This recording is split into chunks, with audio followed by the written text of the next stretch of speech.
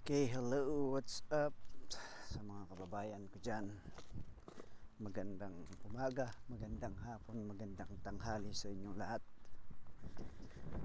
So, sumahod sa mga sumahod dyan, kumusta sa mga sumahod na kababayan? Alam ko na may mga sumahod na dumaan lang, hindi dumaan sa palad nila, diretso sa pamilya. So ayun, sahod kahapon, sumahod ako kahapon. Sad to say na binawasan yung sahod, laki ng kinaltas sa sahod ko.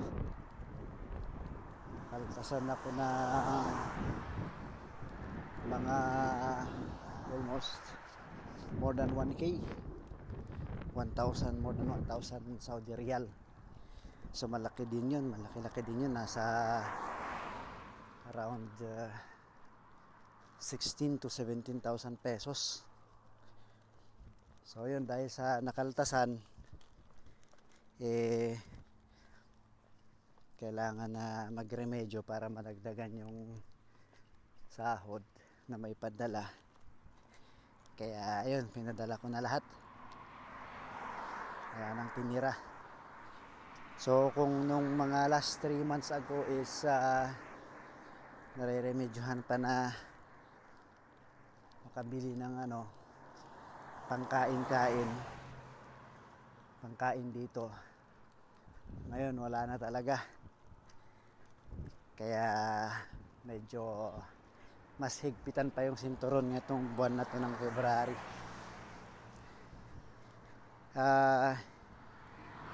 Kaya ngayon ito, second day. Ewan ko, February 2 ba ngayon? Nalimutan ko na yung date. Yep, February 2.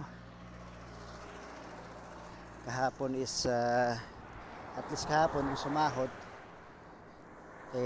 may mga pera yung mga tao, may mga ibang nagpapaturo sa akin, nagbigay ng mga pagkain. So nakakain tayo kahapon.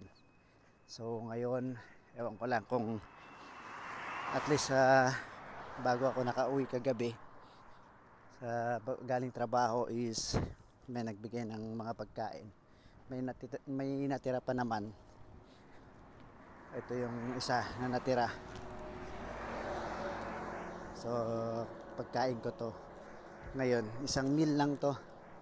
So kung may magbibigay ng pagkain pa mamaya, so may 2 meals na ako in a day. Pero kung wala, pero sure baka mayroong magbigay, baka lang. Kailangan natin ipadala lahat yung sahod natin kasi may mga kailangan bayaran, lalo na tong mga beginning ng taon na to. Ang daming bayarin sa Pilipinas. Kaya kailangan tayong magsakripisyo. So ayun, isipin na lang, bahala na si Lord ng bahala kung ano yung kakainin natin tong buwan na to. Mayroon magbibigay niyan sigurado. So pag may nagbigay ng konting tip is at least may pambili, may raos din. Pero may natira pa naman akong bigas sa bahay kung wala talaga, kasi mayroong ganyan, darating yung time, yung araw na wala talaga, wala. So yun, pinang-emergency ko yung bigas. May natira pa naman akong bigas, lulutuin ko yun, yung pagkain. So at least may makain, kasi hindi naman kakain na walang may pasok sa sikmura, ulcer aabutin. So gawin pa rin ng remedyo para hindi lang talaga ma-ulcer. Minsan kasi yun yung nagiging sakit ng mga ibang OFW, sa kung hindi ulcer, kidney, yung iba kidney, kakatipid sa pagkain, binibili na lang pansit Indomie, pansit Canton, Kapansit Canton, maalat yun. Araw-araw, may mga ganun na ibang OFW kakatipid. Pansit Canton yung pagkain araw-araw. So patay ang ano, kawawang kidney natin. So ako ang ginagawa ko, isip na pansit Canton, kanin.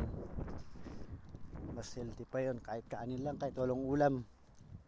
At least ang kanin kasi carbohydrates, so hindi ka manghihina. Di baling walang ulam basta't may kanin, okay na yun. Ayan, lalakad ako papasok. Okay, so sa mga kapwa OFW dyan, tiis-tiis lang talaga. Nakakaraos din. Actually 3 months ko na dito sa Saudi Arabia simula nung dumating ako. Ito yung talagang crucial na time sa mga OFW is yung first day, first month, or first 3 to 4 months nila dito sa abroad. Siyempre sama-sama na yan, homesick, yung mga, lalo na sa mga first timer na mga OFW, homesick ka talaga. Sama mo pa yung pag minsan kung hindi siniswerte sa amo, and ano pa, kagaya nito, example ng sitwasyon ko, yung may mga umutang para lang makaalis, makapunta dito sa ibang bansa. So ang talagang unang gagawin nila is pag-ipunan talaga para bayaran yung utang. So yan talaga yung una, pangalawa, pangatlong buwan na talagang yan mo mararamdaman yung ano, yung medyo mahirap pero kakayanin talaga. So yan, ako swerte ako kasi itong boss ko dito mabait naman, and ang ano ko lang ngayon is, ayun nga,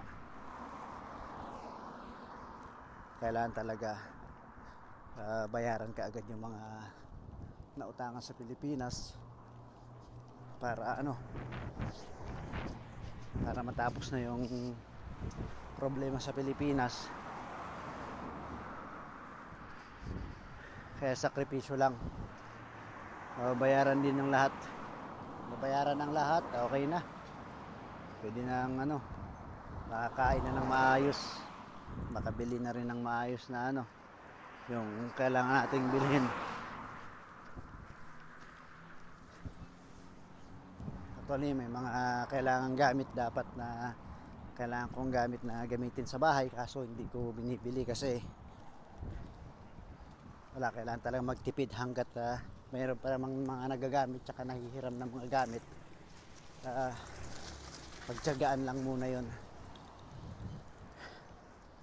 Okay guys, so sa mga kapwa OFW na lalo na sa mga first timer dyan, tiis lang talaga, makakaraos din, tiis tsaka tiyaga tsaka yung mga pasensya, habaan pa natin mga pasensya natin. Okay, sige, dito na ako sa trabaho. كويس كيف الحال؟ تمام؟ الحمد لله. كيف الحال؟ كويس؟ الحمد لله. سلام. كيف الحال؟ Yeah. Dito na tayo. Sige guys, umpisa na. Trabaho na ulit. Thank you for watching. Peace and God bless.